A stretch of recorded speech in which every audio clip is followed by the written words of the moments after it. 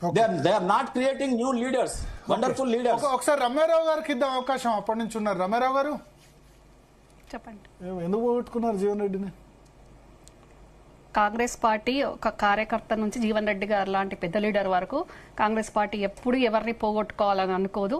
ఇంకా ఇప్పుడు ప్యానల్ ఉన్న సభ్యులందరికీ కూడా నమస్కారం. ముందుగా శరత్ సార్ మాట్లాడిన దానికి, తర్వాత హరీష్ రెడ్డి గారు మాట్లాడిన దానికి, అన్న తాడూరు శ్రీనివాస్ అన్న మాట్లాడిన దానికి, అందరు మాట్లాడిన దానికి కూడా ఎవరి అభిప్రాయం వాళ్ళు చెప్పిండ్రు. ఇక మరీ తాడూరు శ్రీనివాస్ అన్న అయితే మా రేవంత్ రెడ్డి గారి మా ప్రభుత్వాన్ని రజాకారులతోటి మరీ దారుణంగా అన్న మీరు అట్లా మాట్లాడడం కరెక్ట్ కాదు, అంతకంటే దారుణంగా గత ప్రభుత్వాలు ఉన్నాయి ఉమ్మడి రాష్ట్రంలో కానీ మొన్నటి వరకు ఉన్నోళ్ళు కానీ. ఇక మీకు ఇప్పుడు కాంగ్రెస్ పార్టీ నచ్చక మాట్లాడి ఉండొచ్చు, ఇక అది మీ అభిప్రాయం, దానికి నేనేం చేయలేను.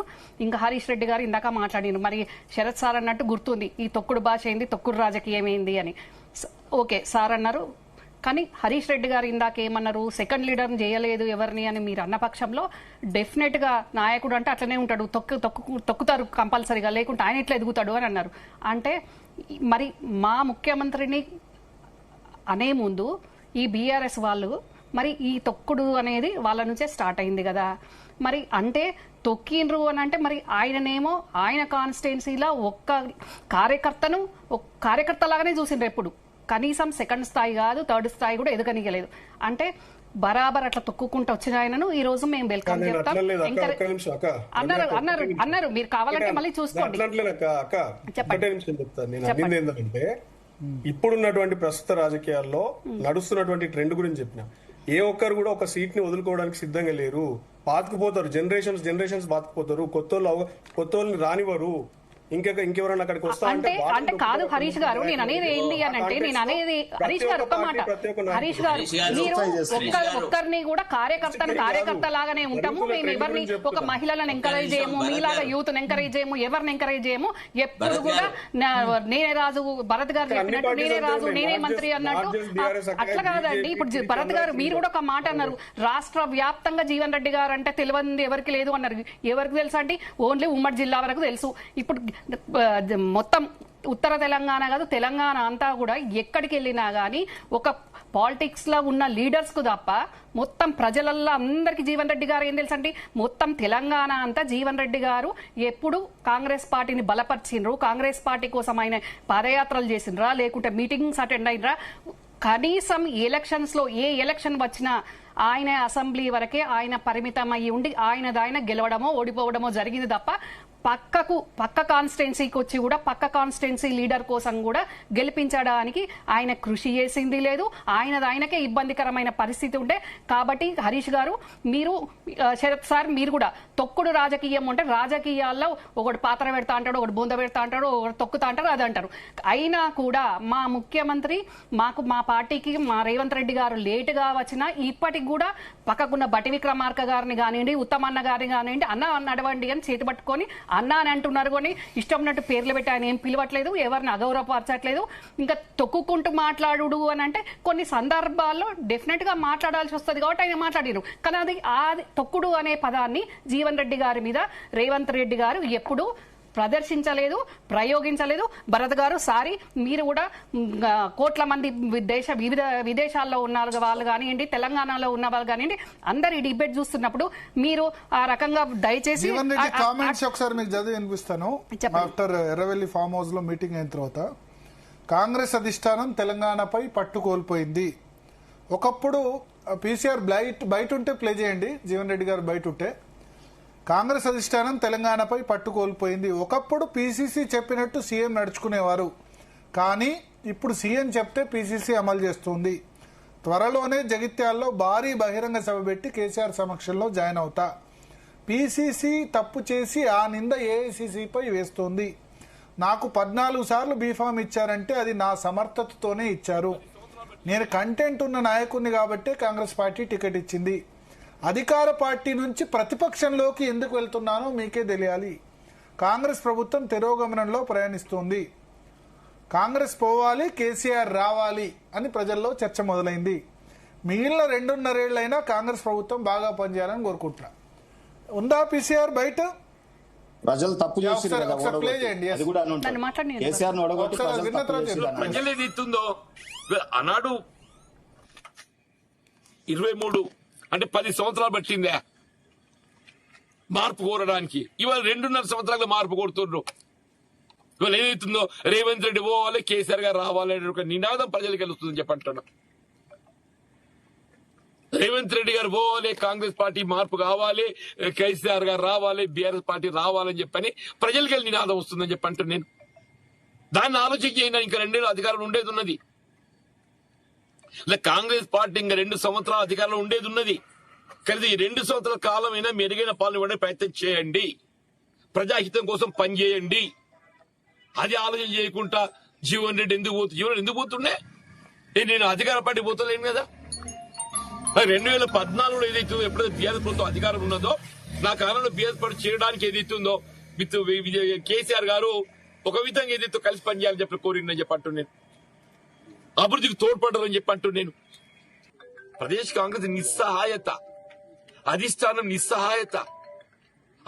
నిస్సహాయతతో ఏదైతుందో ఇలా రాష్ట్ర ప్రభుత్వం అదుపు చేయలేకపోవడంతో రాష్ట్ర ప్రభుత్వం ఇలా ఎన్నికల్లో చేసిన వాగ్దానాలు అమలు చేసే దిశగా ముఖ్యమంత్రి గారిని పై ఒత్తిడి తేవటం లోపల సభ్యులు కాలేకపోవడంతో ఈ పరిస్థితి ఎదురవుతుందని చెప్పంటున్నాను నేను. సో విన్నారు కదా, అధిష్టానం పట్టుకోల్పోయింది అంటాను. ఇప్పుడు జీవన్ రెడ్డి గారు మా పార్టీలో లేరు కాబట్టి వారు బీఆర్ఎస్కి వెళ్ళినారు కాబట్టి డెఫినెట్ గా అట్లనే మాట్లాడతారు. ఇప్పుడు ఇక్కడ ఉన్న వాళ్ళందరూ కానీ ప్రజలు కానీ చూస్తున్నారు. అంతకుముందు జీవన్ రెడ్డి గారు ఇప్పుడు నేను చాలా పెద్ద అయినా నేను వారిని అగౌరవపరచాలి, అవమానించాలని కాదు. కానీ ఈ రోజు ఫామ్ హౌస్ నుంచి వచ్చిన విజువల్స్ చూస్తే ఆయన కూర్చున్న యాటిట్యూడ్ ఇట్లా స్టూడెంట్ ముందు, టీచర్ ముందు స్టూడెంట్ కూర్చున్నారు. అదే మా పార్టీలో ఉండి ఏఐసిసి నుంచి వచ్చిన నాయకుల ముందు కానీ, మా ముఖ్యమంత్రి గారి ముందు కానీ ఆయన కావాలంటే నేను వెతికి ఇస్తా కొన్ని విజువల్స్. ఆయన కూర్చున్న బాడీ లాంగ్వేజ్ను బట్టే అర్థం చేసుకోవాలి. అంటే ఇక్కడ ఎవరు ముఖ్యమంత్రి అయినా, ఏ పార్టీ నుంచి వచ్చినా, ఎవరు వచ్చినా హైకమాండ్ వన్స్ డిసైడ్ చేసినప్పుడు అందరం కూడా ఆయన ముఖ్యమంత్రిగా హానర్ చేయాలి, గౌరవించుకోవాలి. అంతే తప్ప ఇప్పుడు సీఎం సమర్థుడు కాబట్టే, మా ముఖ్యమంత్రి రేవంత్ రెడ్డి గారు సమర్థత ఉంది కాబట్టే హైకమాండ్ ఏఐసిసి ఆయన మీద నమ్మకం ఉంది. కానీ జీవన్ రెడ్డి గారికి అది నచ్చట్లేదు కావచ్చు. మరి జీవన్ రెడ్డి గారికి అది వారికి నచ్చనంత మాత్రాన మరి ప్రజలు ఇప్పుడు ఏ రకంగా అన్ని ఎలక్షన్స్ లో మమ్మల్ని గెలిపిస్తున్నారు, మరి ప్రజలు ఎక్కడ కోరుకున్నారు? మన జీవన్ రెడ్డి గారు ఏమైనా పోల్ పెట్టినరా, ఏం పెట్టినరని జీవన్ రెడ్డి గారికి నచ్చనంత మాత్రాన ఇప్పుడు పోనీ జీవన్ రెడ్డి గారికి నచ్చలేరు ప్రజలందరూ అని ప్రజల మీద అబాండం వేయడం ఎందుకు? వాళ్ళ జగిత్యాల ప్రజలే అనట్లేదు కదా. ఇంకా ఇక్కడ అభద్రత ఉంది, వారికి అసూయ ఉంది, ఒక రకమైన అసూయ ఉంది, అభద్రత ఉంది. ఇప్పుడు వారికి రాజ్యసభను, వారిని మంత్రో ఇంకేదన్నా చేస్తే డెఫినెట్ గా వాళ్ళు పోయే వాళ్ళ మరి కాదండి. ఇప్పుడు భరత్ గారు ఇప్పుడు రాష్ట్ర వ్యాప్తంగా ప్రతిపక్షంలో కూడా చాలా సార్లు ఉన్నారు, కానీ అధికార పక్షం నుంచి పోవడమే ఆశ్చర్యకరం. ఏం ఆశ్చర్యం లేదు ఇక్కడ, ఏం ఆశ్చర్యం లేదు భరత్ గారు, ఏం ఆశ్చర్యం లేదు భరత్ గారు. వారు ఒకమైన అభద్రతతోటి, అసూయతోటి వారు పోయినరు తప్ప అందులో వేరే ఏం లేదు. ఇప్పుడు నేను అధికార పార్టీ నుంచి ప్రతిపక్షంలో ఉన్న పార్టీకి పోయినా అని వారు సమర్థించుకుంటున్నారు. ఎందుకు పోతున్నారు, దేనికోసం పోయినారు మీరు? మరి 14 సార్లు బీఫామ్ ఇచ్చిన పార్టీ, మీకు ఎన్నో సార్లు అత్యున్నతమైన పదవులు ఉంచిన పార్టీని ఈ రోజు మీరు వీడాల్సిన అవసరం ఏముంది? మరి పార్టీ గవర్నమెంట్ రాకముందు వచ్చినాక కూడా అన్ని విషయాలు కూడా మీకు తెలుసు. ఇప్పుడు అన్ని నెరవేరుస్తలేరు అంటే బడ్జెట్ ఏ రకంగా ఉంది, గత పాలకులు అప్పుల పాలు చేసిపోయింది తెలుసు. మరి మీరు ఎన్నిసార్ల మండల్లో గానీ, ప్రెస్ మీట్ లో గానీ ఎన్నిసార్లు మీరు కేసీఆర్ గారిని తిట్టిండ్రు, కాళేశ్వరం ప్రాజెక్టు గురించి తిట్టిండ్రు, ఎన్ని వందల సార్లు మీరు కేసీఆర్ గారిని తిట్టిండ్రు. అంటే ప్రజల ముందు, మీడియా ముందు కేసీఆర్ గారిని తిట్టడము, లోపల మాత్రం మీ మెప్పంచెలో మిత్రులము అంటే మీరు ఎప్పటి నుంచో మీ ఆ రకంగా నడుస్తుంది కావచ్చు. కానీ ఇప్పుడైతే మీకు మీరు తెల్లం చేసుకున్నారు. మరి మళ్ళీ కాంగ్రెస్ పార్టీని అనడము అది ఎంతవరకు సమంజసం? నేను ఇంకొక మాట కూడా అంట, జీవన్ రెడ్డి గారికి మరి ఇన్ని అవకాశాలు ఇచ్చిన పార్టీ ఇప్పుడు ఇమీడియట్ గా 1 సంవత్సరం కూడా కాలేదు వారిది ఎమ్మెల్సీ అయిపోయి మళ్ళీ పదవి రాలేదు అనే దాంట్లో ఎందుకు ఓపిక లేకపోయింది? పార్టీకి సలహాదారునిగా, ప్రజలకు సేవకునిగా మళ్ళీ పదవి వచ్చేంత వరకు ఎందుకు ఓపికగా ఉండలేకపోయినరు? అట్లంటే ఈరోజు సోనియా గాంధీ గారు ఏమైనా ప్రధానమంత్రి అయిందా, రాహుల్ గాంధీ గారు ప్రధానమంత్రి గారు అయినరా? వాళ్ళు ఉండట్లేదా? పార్టీకి వాళ్ళు అధికారంలో ఉన్నా లేకున్నా, సెంట్రల్లో మేము ఉన్నా లేకున్నా పార్టీకి వాళ్ళు ఉండట్లేదా? ఎప్పుడు పదవిలోనే ఉండాలి అని అనుకుంటే 1 సంవత్సరం కూడా మీరు పదవిలో లేకుండా ఉండలేకపోతున్నారు జీవన్ రెడ్డి గారు అని అంటే పదవే ముఖ్యమా? ఇక్కడ ప్రజలు ముఖ్యం కాదా, పార్టీ ముఖ్యం కాదా? పదవిలో లేకుండా చాలా సార్లు ఉన్నారు కదా అంటారు, 4 సార్లు ఓడిపోయినా ఉన్నారు కదా. అంటే పార్టీ పదవులు అయితే ఉన్నాయి కదండి ఆయనకు. ఏం తక్కువ చేసింది పార్టీ చెప్పండి. 14 నుంచో 18లో ఓడిపోయిన తర్వాత బీఆర్ఎస్ లో జాయిన్ కావచ్చు.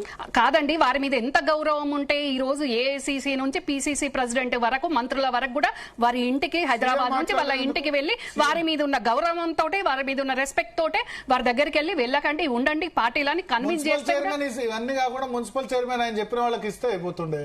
సింపుల్. అంటే పార్టీకి ఒకటి ఉంటది కదండి, పార్టీలా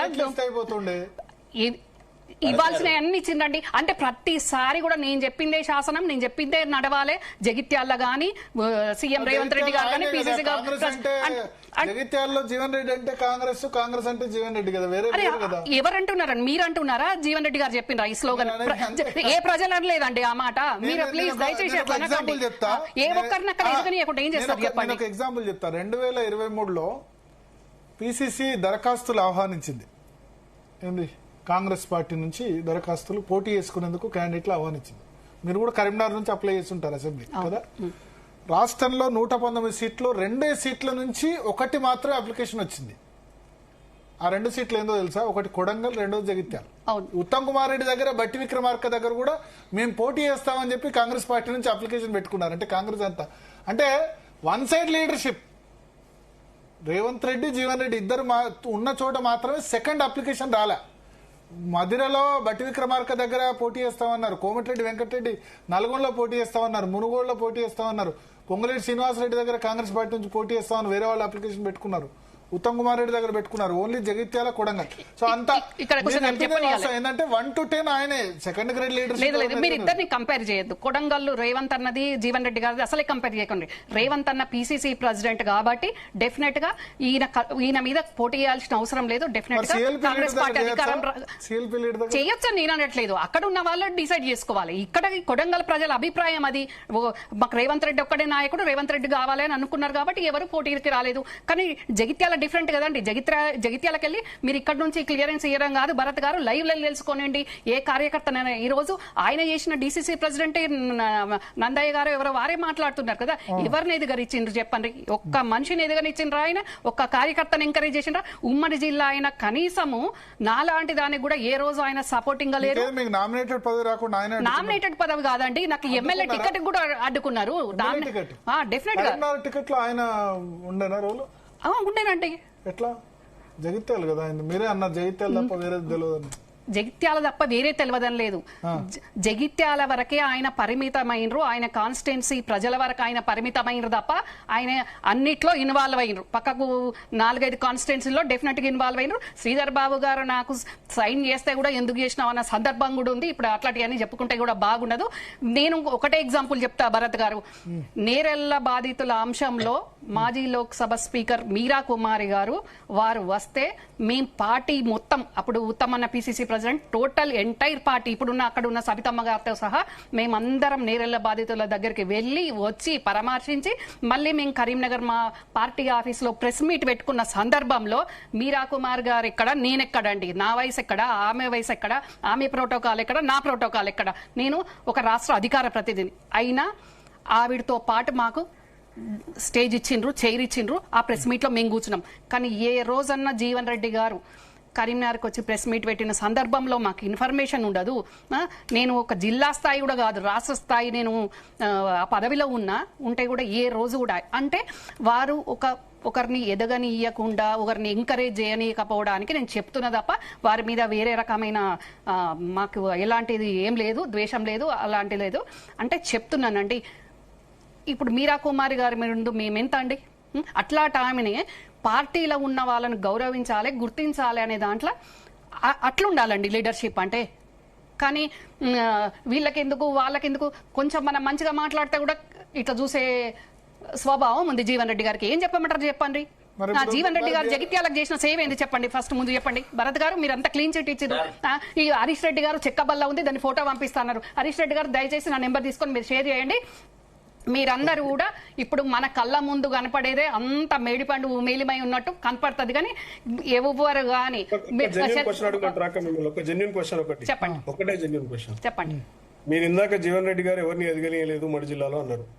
కోమటిరెడ్డి బ్రదర్స్ ఉత్తమ్ కుమార్ రెడ్డి గారు, జూపల్లి కృష్ణారావు గారు, తుమ్మల నాగేశ్వరరావు గారు, పొంగులేటి శ్రీనివాసరెడ్డి గారు, భట్టి గారు, దామోదర రాజనరసింహ గారు, సీతక్క గారు, కొండా మురళి గారు, కొండా సురేఖ గారు, ఈ మంత్రులు ఎవరైనా వారి నియోజకవర్గం కాకుండా మిగతా నియోజకవర్గాలలో ఎక్కడైనా ఇన్ఫ్లుయెన్స్ చేయగలుగుతారా? మీరు చెప్పండి ఒక మాట. డెఫినెట్ గా చేస్తారు. మీరు చెప్పిన అన్ని పేర్లు చేస్తారు.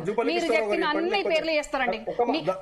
బ్రదర్ మీరు రండి, మీరు బీఆర్ఎస్ నుంచి రండి, నేను కాంగ్రెస్ నుంచి వస్తా. ఏ జిల్లాకు వెళ్దామో ఇద్దరం కలిసి వెళ్దాం. మీరు చెప్పిన లీడర్స్ ఎక్కడ ఇన్ఫ్లుయెన్స్ చేయరని చిన్న పిల్లలు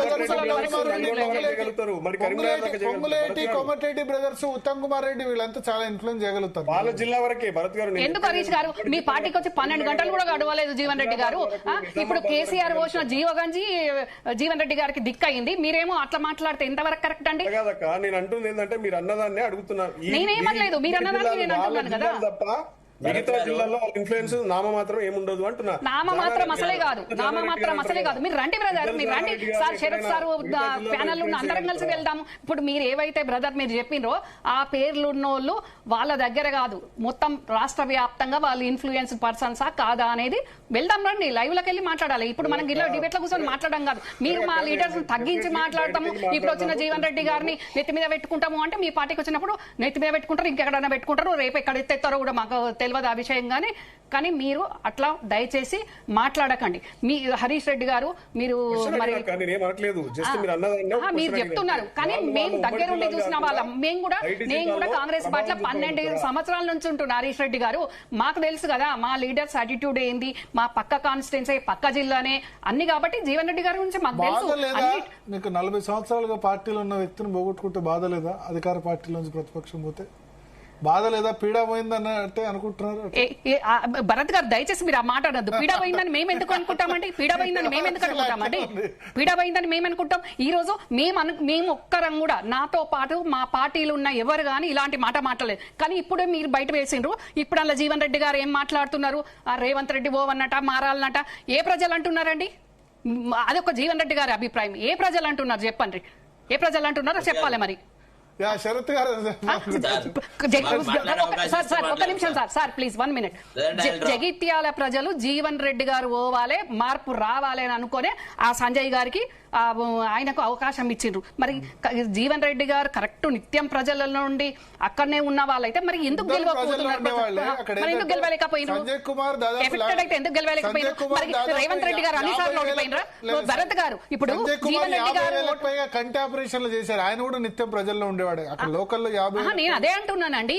జీవన్ రెడ్డి గారు ప్రజలలో ఉన్నారు, మా పార్టీ సింబల్ మీద ఉన్నారు. మరి ఎందుకు ఓడిపోయారు? ఇప్పుడు 2023 ఎలక్షన్స్ లో ఎక్కడెక్కడ చిన్న అమ్మాయి యశస్విని రెడ్డి లాంటి అమ్మాయి కూడా గెలిచింది. మాట్లాడాలి ప్లీజ్. యశస్విని రెడ్డి లాంటి కొత్త అమ్మాయి, కొత్త ఫేస్ కూడా గెలిచింది. జీవన్ రెడ్డి గారు లాంటి సీనియర్ ఎందుకు గెలవలేదు? అట్లాంటి ఇందిరాగాంధీ గారు ఓడిపోయింది, ఎన్టీ రామారావు గారు ఓడిపోయింది. నేను చెప్తున్నాను జీవన్ రెడ్డి గారి ఎఫిషియన్సీ గురించి మీరు అంతా చెప్పారు కదా. మరి అంటే నేను ఆ విషయంలో చెప్తున్నాను. మరి ఇంతమంది గెలిచినప్పుడు వారొక్కరు ఎందుకు గెలవలేకపోయారు? వారికి ఇవ్వని అవకాశం ఏంది? మళ్ళీ వారు చేసింది ఏంది? అక్కడ జగిత్యాల ప్రజలకు వారు చేసిన కాంట్రిబ్యూషన్ ఏంది? వారు చేసిన సేవ ఏంది? మరి ఎందుకు జగిత్యాల ప్రజలు జీవన్ రెడ్డి గారిని అన్నిసార్లు తిరస్కరించారు? మీరు చెప్పండి.